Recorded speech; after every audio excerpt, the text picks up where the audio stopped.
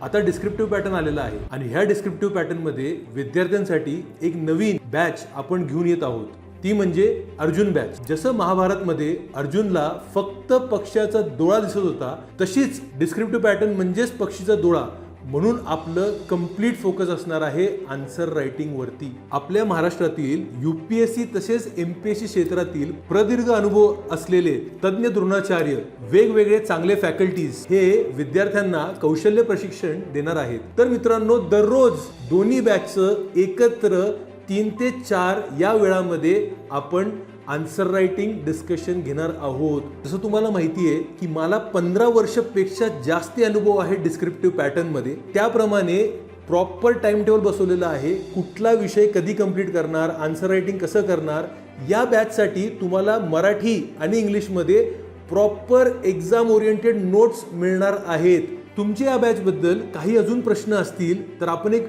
विशेष संवाद सत्र 14 नोव्हेंबर सकाळी 11 वाजता आयोजित केलेलं आहे।